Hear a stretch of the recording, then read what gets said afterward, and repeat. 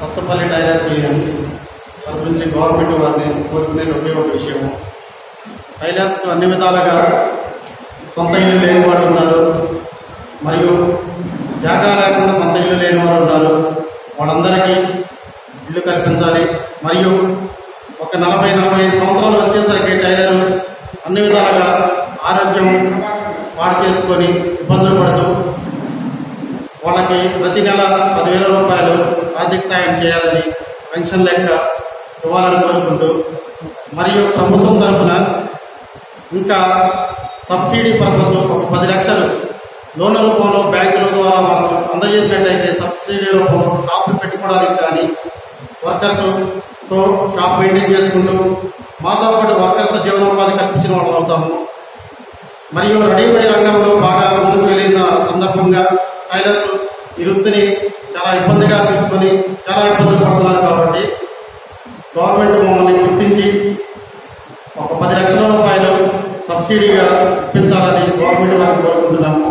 అదేవిధంగా ప్రతి ఒక్క టైలర్కి హెల్త్ కార్డు కూడా ఇష్యూ చేయాలని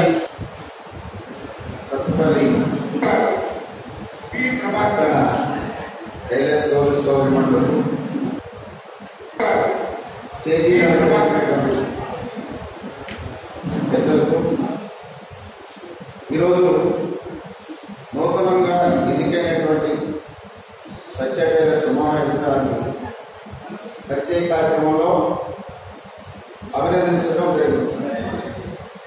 అయితే అదేవిధంగా ఓటమి గెలుపు అనేది సహజం. దీని గురించి ఎవరు కూడా బాధపడాల్సిన అవసరం లేదు. ఎందుకంటే ఓటమిలో రెండోసారి కూడా అవకాశం ఉంటుంది. గెలుపు అనేది అక్కడ వరకు ఉంటుంది. తదుపరి కార్యక్రమంలో ఓటమికి రెండో అవకాశాన్ని కూడా వినియోగించుకునే అవకాశం ఉంటుంది.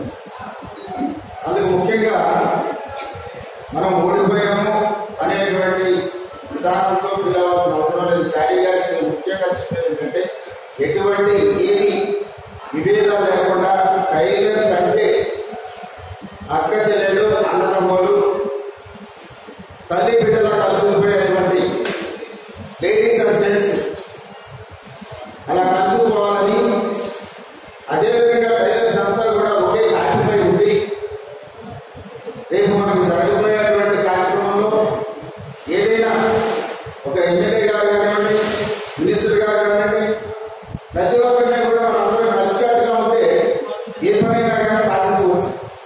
నూతనంగా ఎన్నికైన మన అధికారులు ఉమామేశ్వర కృష్ణ వారికి, అలాగే కమిటీ వారికి ప్రత్యేకమైన ధన్యవాదాలు. ముందు కూడా సరే ఓటమికి లేదు సహజం. ముందు టైలర్స్ ఐక్యంగా ఉండి గ్రూపులు కాకుండా గ్రూపులాగా మేము కూడా సహకరిస్తామని, ఏది సాధించుకోవాలన్నా ఐక్యంగా ఉంటాము, కమ్యూనిటీలో సాధించుకోవాలన్నా ప్రభుత్వం దృష్టికి తీసుకెళ్ళాలి, ఐక్యంగా ఉండాలి అనే దాన్ని మీకు సహకరిస్తామని అనిపిస్తుంది.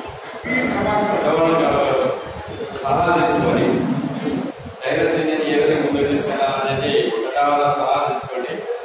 అందులో కమిటీ సభ్యులు కూడా చేసుకొని మనం ఏ విధంగా పోవాలి, పొలిటికల్ లీడర్ దగ్గర ఏ విధంగా గడపడి గుర్తించేసి పొలిటికల్ లీడర్ దగ్గర మాకు ఈ సమస్యలు ఉన్నాయి, ఈ సమస్యల మీద పోరాడుతున్నాం, మాకు ఈ సమస్యలు కావాలి అనేది ఎమ్మెల్యే గారి దగ్గర తీసుకోవడం.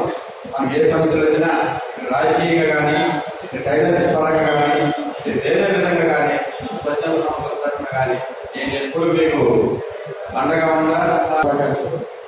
అట్లానే 2 సంవత్సరాలు కూడా కలిసికట్టుగా పనిచేసి ఈ టైలర్స్ అసోసియేషన్ ఇంకా ముందుకు తీసుకుపోతారు. ఏ గొడవ లేకుండా అందరూ సర్దులో మంచిగా కానీ మీరు అనేక రకాల సమావేశాలు మనస్ఫూర్తిగా టైలర్స్ నూతన కమిటీ తరఫున శుభాకాంక్షలు.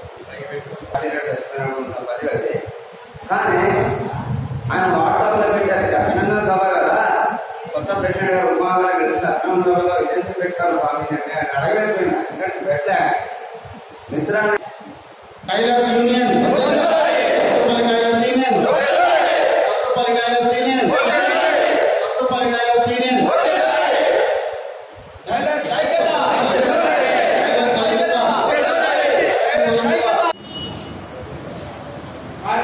సభ్యులు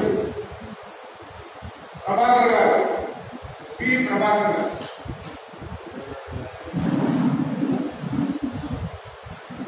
ఇనపల్లి ప్రసాద్